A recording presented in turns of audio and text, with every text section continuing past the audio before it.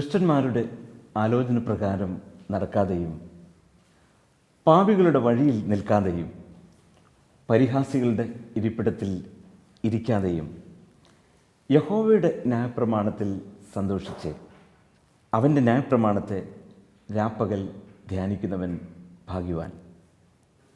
അവൻ ആറ്റരികത്ത് നട്ടിരിക്കുന്നതും തക്ക കാലത്ത് ഫലം കായ്ക്കുന്നതും ഇല വാടാത്തതുമായ വൃക്ഷം പോലെ ഇരിക്കും. അവൻ ചെയ്യുന്നതൊക്കെയും സാധിക്കും. 1 സങ്കീർത്തനത്തിൻ്റെ 1 മുതൽ 3 വരെയുള്ള വാക്യങ്ങളാണ് ഇന്നത്തെ ചിന്തയ്ക്കും ധ്യാനത്തിനുമായി ഞാൻ തിരഞ്ഞെടുത്തിട്ടുള്ളത്. 1 സങ്കീർത്തനം നമുക്കെല്ലാവർക്കും ഏറെ പ്രിയപ്പെട്ട സങ്കീർത്തനമാണ്.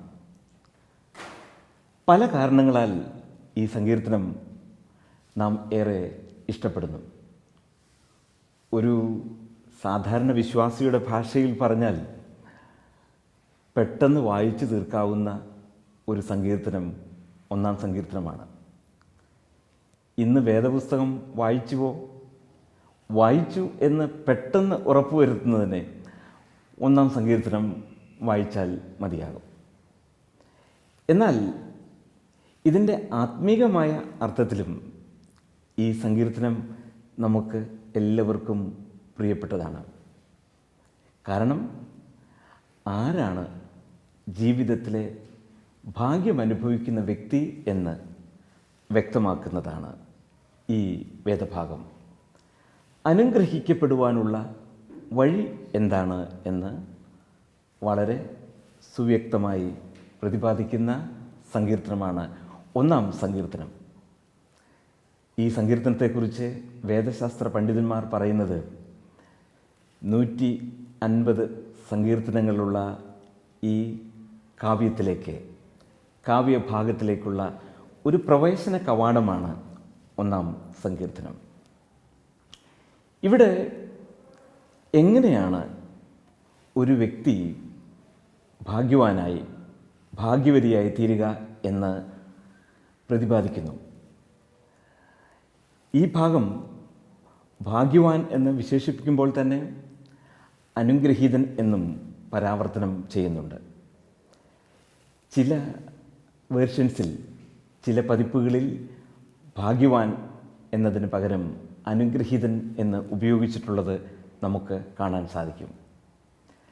വേദപുസ്തകത്തിൽ ഭാഗ്യവാൻ എന്ന് ഉപയോഗിച്ചിരിക്കുന്ന അവസ്ഥ നാം സാധാരണ വിശേഷിപ്പിക്കാറുള്ളത് പോലെ ഒരു സാധാരണമായ ഭൗതികമായ വസ്തുക്കൾ കൊണ്ട്, നേട്ടങ്ങൾ കൊണ്ട് ഉണ്ടാകുന്ന ഭാഗ്യകരമായ അവസ്ഥയല്ല. അത് അനുഗ്രഹീതമെന്ന പദം കൊണ്ടും അങ്ങനെ തന്നെയാണ് അർത്ഥം.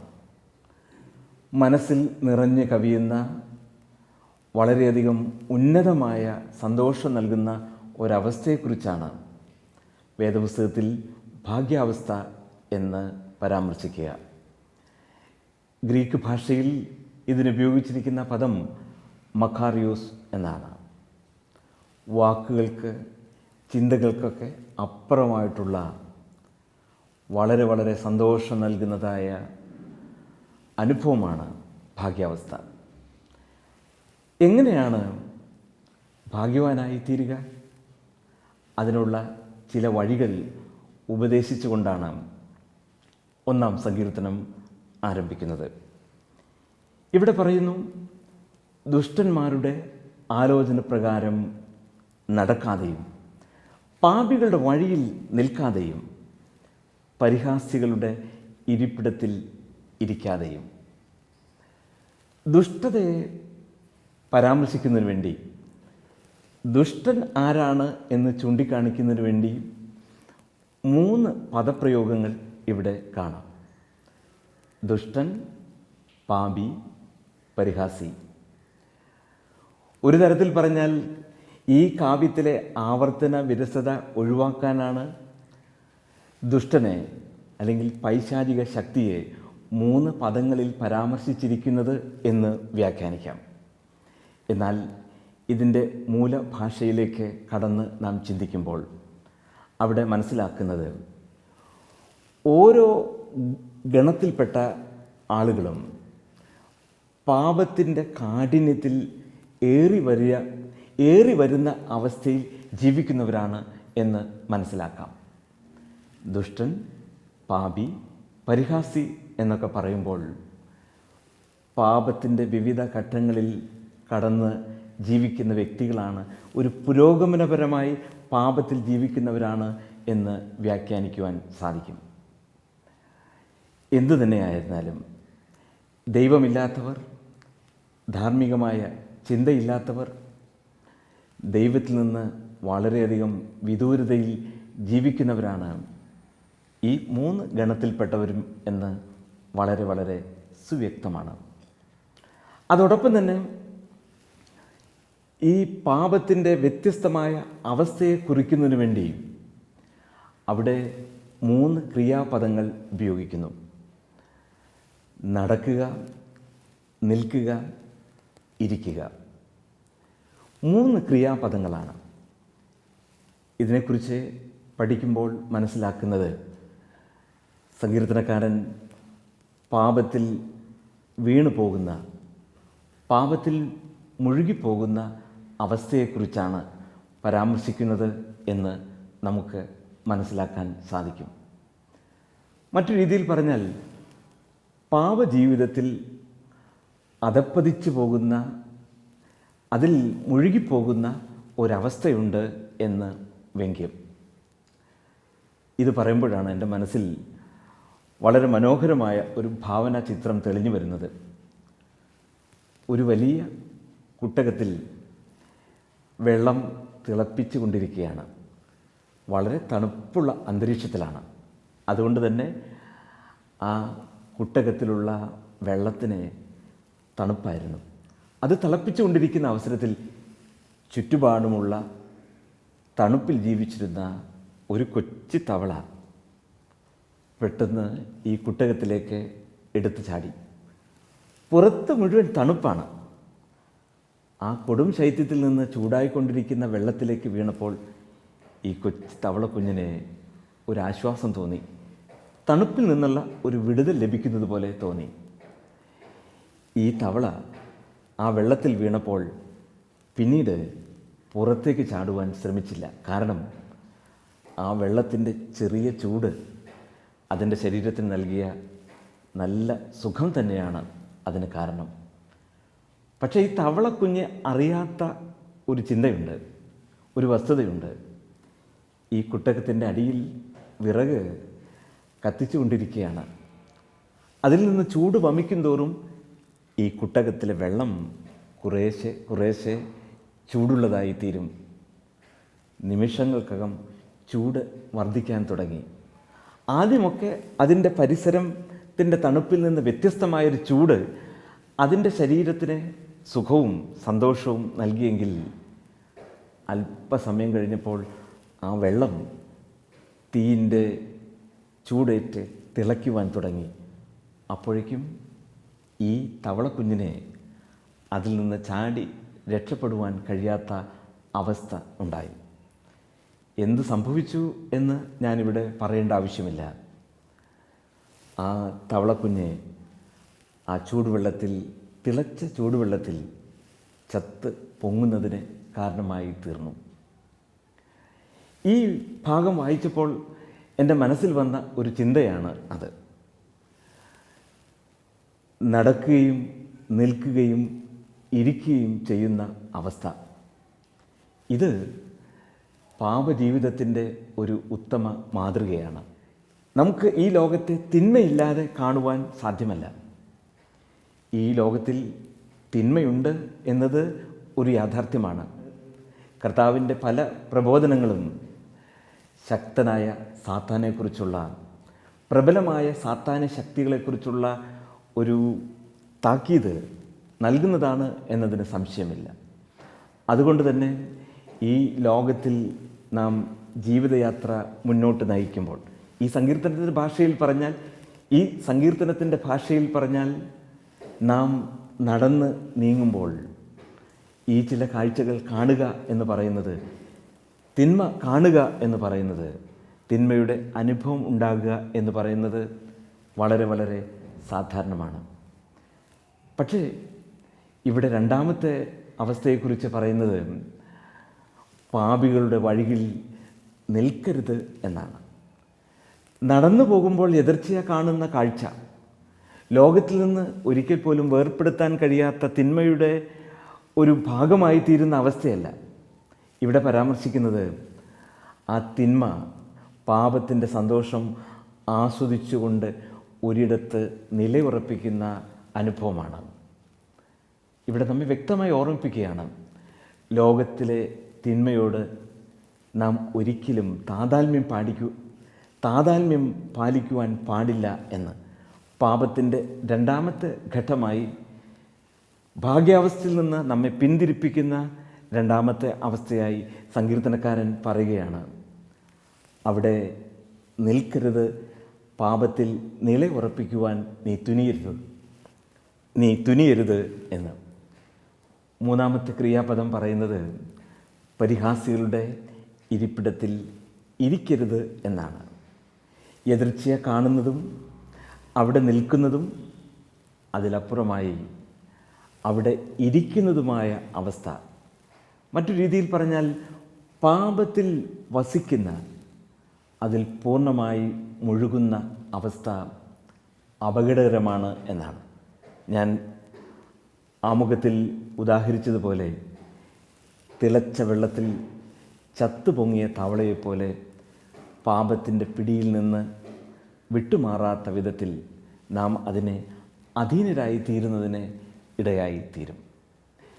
ഇങ്ങനെയുള്ള അവസ്ഥയിൽ വീണു പോകുന്നത്, പാപത്തിൽ രസിച്ച് ജീവിക്കുന്നത്, അത് ജീവിതത്തിൻ്റെ നാശത്തിന്, മറ്റു രീതിയിൽ പറഞ്ഞാൽ ഭാഗ്യകരമായ അവസ്ഥയിൽ നിന്ന് മാറി നിൽക്കുന്നതിന്, ഒഴിഞ്ഞു നിൽക്കുന്നതിന് ഇടയായിത്തീരും എന്ന് ഈ സങ്കീർത്തനക്കാരൻ നമ്മെ ഓർമ്മപ്പെടുത്തുന്നു.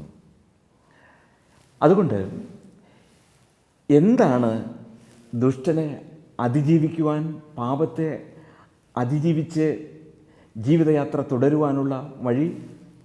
അവിടെ പറയുന്നു, ദുഷ്ടൻ്റെ ആലോചന, പാപിയുടെ വഴി, പരിഹാസിയുടെ ഇരിപ്പിടം.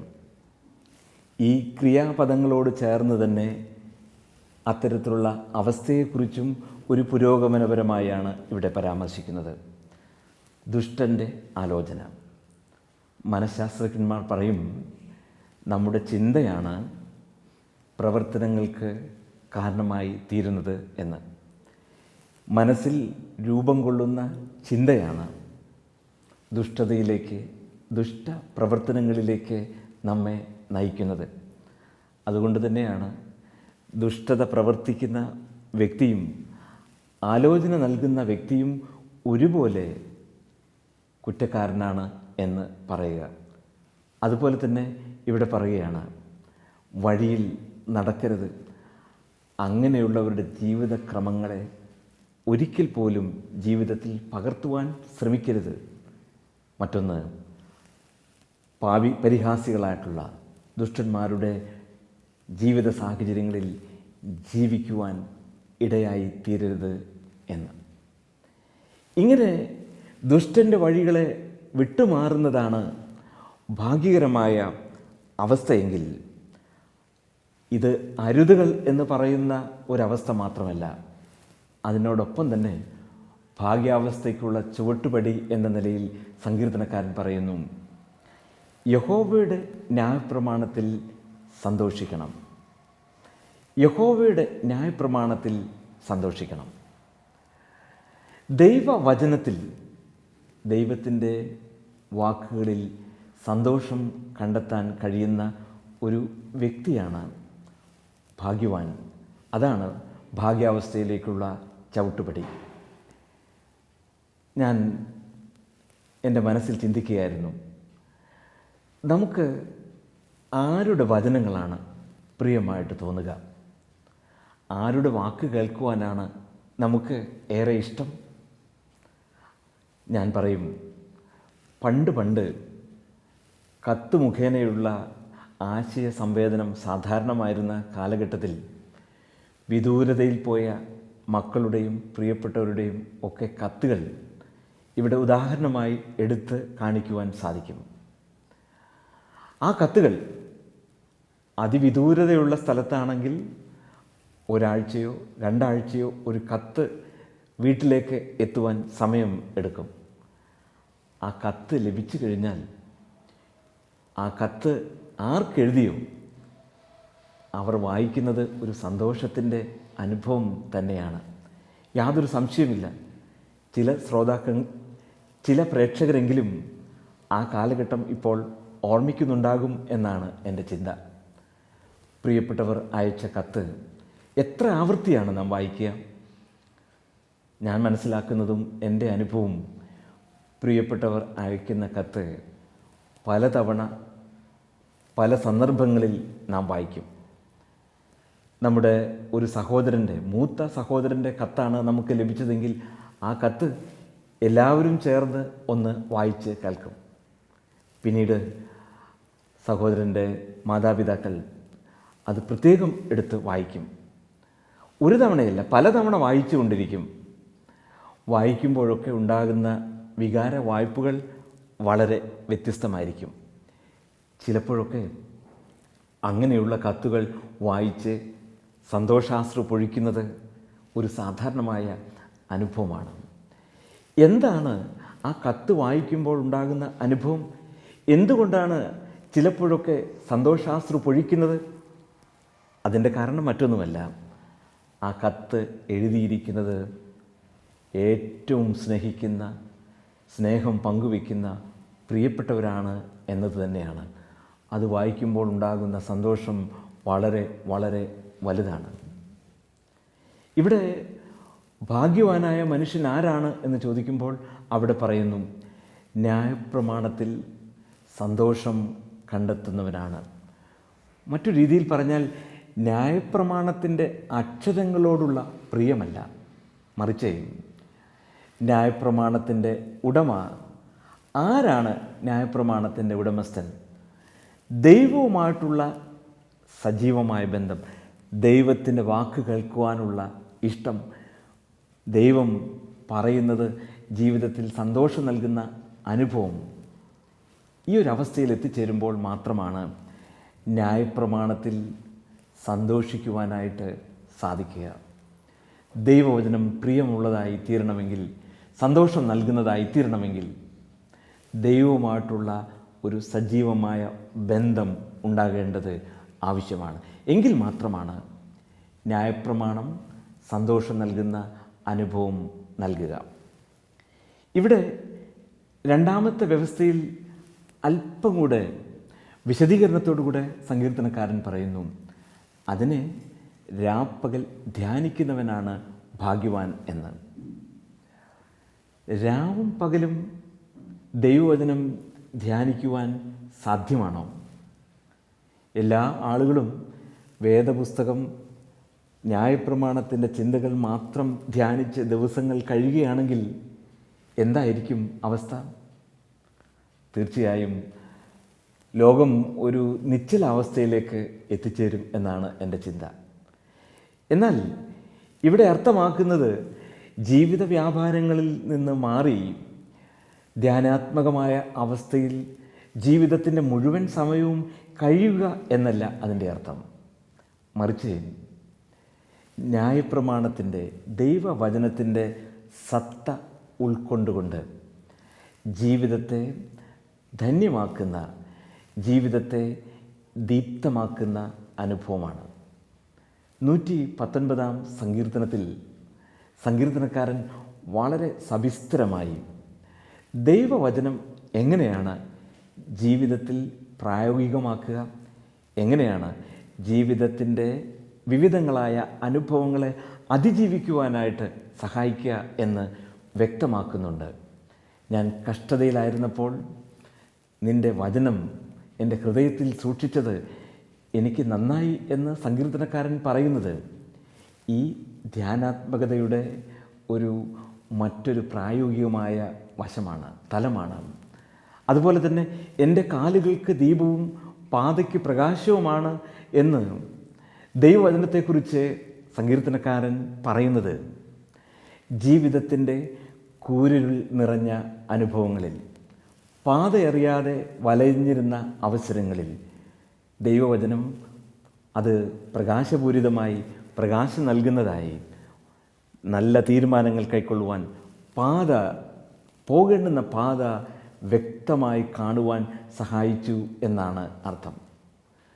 ദൈവവചനം ഹൃദയത്തിൽ സംഗ്രഹിക്കുന്നതായ അവസ്ഥ. വിശുദ്ധ കന്യക മറിയാമിൻ്റെ ജീവിതത്തിലേക്ക് തിരിഞ്ഞു നോക്കുമ്പോൾ നമുക്ക് കന്യക മറിയം അവിടെ തിരുവചനങ്ങൾ ഉരുവിട്ട് മനോഹരമായ ഗാനം പാടുന്നത്, അഥവാ കന്യക മറിയാമിൻ്റെ പാട്ട് എന്ന പേരിൽ അറിയപ്പെടുന്ന ആ ഗാനത്തെക്കുറിച്ച് നമുക്കറിയാം. എന്താണ് ആ ഗാനം മുഴുവൻ തന്നെ ദൈവവചനങ്ങൾ കൊണ്ട് പൂരിതമാണ്. പഴയ നിയമത്തിലെ പല ഉദ്ധരണികൾ കൊണ്ടാണ് ആ ഗീതം കന്യക മറിയം ആലപിക്കുന്നത്. എന്താണ് അതിന് കാരണം? മറിയ ഇവയൊക്കെ ഹൃദയത്തിൽ സംഗ്രഹിച്ചു എന്ന് നാം വായിക്കുന്നുണ്ട്. ദൈവവചനം നമ്മുടെ ജീവിതത്തിൽ സന്തോഷം പകരുന്ന ഒരവസ്ഥയിൽ നിന്ന് അത് പ്രായോഗികമായ അനുഭവത്തിലേക്ക്, മറ്റൊരു രീതിയിൽ പറഞ്ഞാൽ ജീവിതത്തിൻ്റെ ഭാഗ്യാവസ്ഥയിലേക്കുള്ള ചവിട്ടുപടിയായി തീരണമെങ്കിൽ ദൈവവചനം ഹൃദയത്തിൽ സംഗ്രഹിക്കുകയും അത് ജീവിതത്തിൽ മുന്നോട്ട് പോകുവാനുള്ള ഒരു ചാലക ശക്തിയായി തീരുകയും ചെയ്യണം. ഇവിടെ സങ്കീർത്തനക്കാരൻ പറയുകയാണ്, ഭാഗ്യവാനായ മനുഷ്യൻ ദൈവവചനത്തിൽ സന്തോഷിക്കുകയും രാപ്പകൽ അവയെ ധ്യാനിക്കുകയും ചെയ്യുന്നു. മറ്റു രീതിയിൽ പറഞ്ഞാൽ അത് ജീവിതത്തിൻ്റെ മുന്നോട്ടുള്ള ഗമനത്തിന് ഒരു ചാലക ശക്തിയായി, പ്രേരക ശക്തിയായി തീരുന്നു. ഞാൻ ചോദിക്കട്ടെ, ദൈവവചന ധ്യാനവും ദൈവവചന പാരായണവും ജീവിതത്തിൽ എത്രമാത്രം നമുക്ക് സന്തോഷം നൽകുന്നു, എത്രമാത്രം ജീവിതത്തിൻ്റെ യാഥാർത്ഥ്യങ്ങളെ നേരിടുവാൻ അവ നമ്മെ സഹായിക്കുന്നു എന്ന് ശാന്തമായി നമുക്ക് ചിന്തിക്കാം. ഇവിടെ ഭാഗ്യവാനായ മനുഷ്യനെക്കുറിച്ച് പറയുമ്പോൾ ഉപയോഗിച്ചിരിക്കുന്ന അതിമനോഹരമായ ഒരു ഉപമയുണ്ട്. ആ ഭാഗ്യവാനായ മനുഷ്യനെക്കുറിച്ചുള്ള ഒരു ഭാവനാ ചിത്രം 3 അവസ്ഥയിലുള്ള വൃക്ഷത്തെക്കുറിച്ചാണ് താരതമ്യം ചെയ്ത് പറയുന്നത്. ഒന്ന്, അത് ആറ്റരികത്ത് നട്ടിരിക്കുന്ന വൃക്ഷം പോലെ ആണ്. ആറ്റരികത്ത് നട്ടിരിക്കുന്ന വൃക്ഷത്തിൻ്റെ പ്രത്യേകത എന്താണ്? അത് പലപ്പോഴും ആറിലേക്ക്, നദിയിലേക്ക് വളരുവാനുള്ള ഒരു പ്രവണത അതിനുണ്ടാകും. മറ്റൊരു പ്രത്യേകത, അതിൻ്റെ വേരുകൾ വെള്ളമുള്ള ആറിലേക്ക് നീണ്ട് കിടക്കുന്നത് ആയിരിക്കും. അതുകൊണ്ട് ഈ വൃക്ഷത്തിൻ്റെ പ്രത്യേകത വളരെ മനോഹരമായി നമുക്ക് മനസ്സിലാക്കുവാൻ സാധിക്കും. ഒരു സുന്ദരമായ ചിത്രം തന്നെയാണ്. ആറിൻ്റെ കരയിൽ നിൽക്കുന്ന വൃക്ഷം കാറ്റടിക്കുമ്പോൾ ശ്രദ്ധിച്ചാൽ അത് മനസ്സിലാകും. അത് ശക്തമായി ആടി ഉലയും, പക്ഷേ അത് ഒരിക്കൽ പോലും നിലം പരിചാകുന്നില്ല. മാത്രമല്ല, കാറ്റുകൊണ്ട് ശക്തമായി അത് ആടി ഉലയുമ്പോൾ ആ മരം കടപുഴകി വീഴുന്നില്ല എന്ന് മാത്രമല്ല, മറ്റൊരു പ്രതിഭാസം എന്ന് പറയുന്നത് അതിൻ്റെ വേരുകൾ വെള്ളത്തിലേക്ക് ആഴ്ന്ന് ഇറങ്ങുന്നതിനെ ഈ കാറ്റടിക്കുന്ന ഉലയുന്ന അവസ്ഥ മുഖാന്തരമായി തീരും. ഇവിടെ ഭാഗ്യവാനായ മനുഷ്യനെ, വ്യക്തിയെ ആറ്റരികത്ത് നട്ടിരിക്കുന്ന വൃക്ഷത്തോട് ഉപമിക്കുമ്പോൾ നാം മനസ്സിലാക്കേണ്ടത് പലതരത്തിലുള്ള ശക്തമായ കാറ്റ് അതിന്മേൽ അടിക്കുമ്പോഴും അത് കടപുഴകി വീഴുന്നില്ല. മറ്റൊരു രീതിയിൽ പറഞ്ഞാൽ പ്രതിബന്ധങ്ങളിലൂടെയും പ്രയാസങ്ങളിലൂടെയും കടന്നു പോകുമ്പോൾ ശക്തമായ കാറ്റും കോളും നേരിടേണ്ടി വരുന്ന, ജീവിതത്തിൽ നേരിടേണ്ടുന്ന അവസ്ഥയിൽ അത് കടപുഴകി വീഴുന്നില്ല. ഉറച്ച് ഭംഗിയായി അത് നിലകൊള്ളുന്നു എന്നാണ്. കാരണം അതിൻ്റെ വേരുകൾ ഉറപ്പുള്ള പ്രതലത്തിലേക്ക് ആഴ്ന്ന് ഇറങ്ങിക്കൊണ്ടിരിക്കുകയാണ്. ഇതിന് തൊട്ട് മുമ്പുള്ള വാക്യത്തിൽ പറഞ്ഞല്ലോ, ന്യായപ്രമാണത്തെ രാപ്പകൽ ധ്യാനിക്കുക. അതിൻ്റെ വ്യംഗ്യമായ ഒരർത്ഥം ഇവിടെ കാണുവാൻ സാധിക്കും. ദൈവവചനത്തിൽ ദൈവഹിതപ്രകാരം ദൈവത്തിൽ വേരൂന്നി ഇറങ്ങുന്നതായ ഒരവസ്ഥ, അത് ഭാഗ്യവാനായ മനുഷ്യന് ഉണ്ടാകുന്നു എന്ന് മാത്രമല്ല, ജീവിതത്തിൻ്റെ ഒരു കെടുതികൾക്കും അങ്ങനെയുള്ള വ്യക്തികളെ നശിപ്പിച്ചു കളയുവാൻ, ഇല്ലാതാക്കുവാൻ കഴിയുകയില്ല എന്നാണ് ആ ഉപമയുടെ ഒരു വലിയ പ്രത്യേകത. രണ്ടാമതായി ആ വൃക്ഷത്തിനെക്കുറിച്ച് പരാമർശിക്കുന്നത് ഇങ്ങനെയാണ്: ഇല വാടാത്ത വൃക്ഷം പോലെ ഇരിക്കും. ഇടതൂർന്ന് നിൽക്കുന്ന വൃക്ഷം ഏറ്റവും ഭംഗിയുള്ളതാണ്.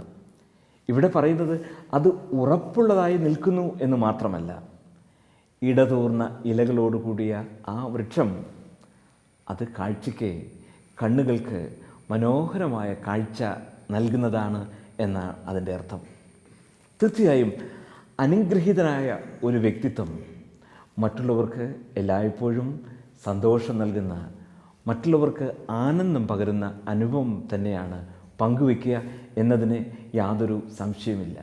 പക്ഷേ ഇവിടെ ഇല വാടാത്ത വൃക്ഷം പോലെ ഇരിക്കും എന്ന് പറയുന്നതിനോടൊപ്പം മറ്റൊരു വാക്കുകൂടെ കൂട്ടിച്ചേർക്കുന്നുണ്ട്. അത് മറ്റൊന്നുമല്ല, അത് തക്ക സമയത്ത് ഫലം കായ്ക്കുന്നതാണ് എന്ന്. വേദപുസ്തകത്തിൽ പലപ്പോഴും വൃക്ഷം എന്ന് പറയുമ്പോൾ ഉദ്ദേശിച്ചിട്ടുള്ളത് അത്തിവൃക്ഷമാണ് എന്നാണ് എൻ്റെ ചിന്ത. ആദ്യം മുതൽ അവസാനം വരെ വേദപുസ്തകത്തിൽ വളരെ വ്യക്തമായി പരാമർശിച്ചിട്ടുള്ള, പലയിടങ്ങളിൽ പരാമർശിച്ചിട്ടുള്ള ഒരു വൃക്ഷമാണ് അത്തി. എന്തിനധികം പറയുന്നു, കർത്താവിൻ്റെ ഈ ലോകവാസത്തിൻ്റെ അവസാന ദിവസങ്ങളിൽ യെരുശലേമിൽ നിന്ന് പെസഹ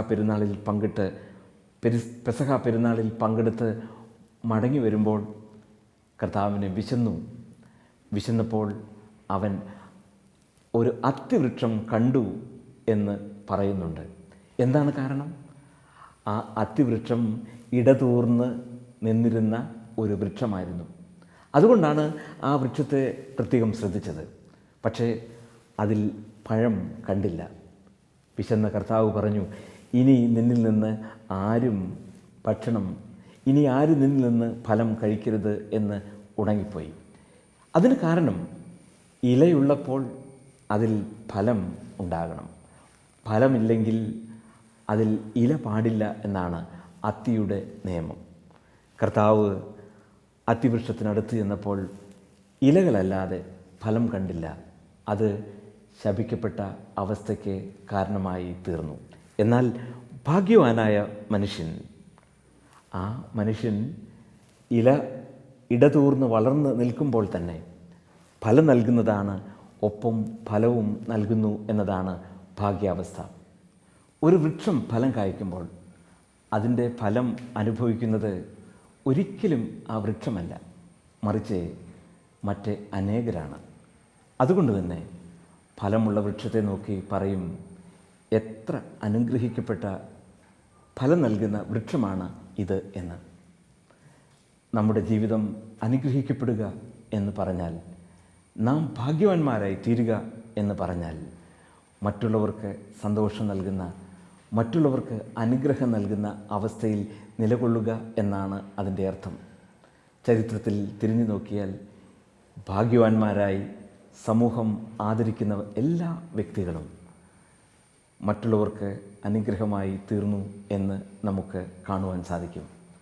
ദുഷ്ടൻ്റെ വഴികളെ ഒഴിഞ്ഞു മാറി ദൈവ വഴികളിൽ ജീവിക്കാം. അതിന് ദൈവത്തിൻ്റെ വചനം ഒരു മാർഗനിർദ്ദേശമായി, ജീവിതത്തിന് പ്രമോദം നൽകുന്ന അനുഭവമായി തീരട്ടെ.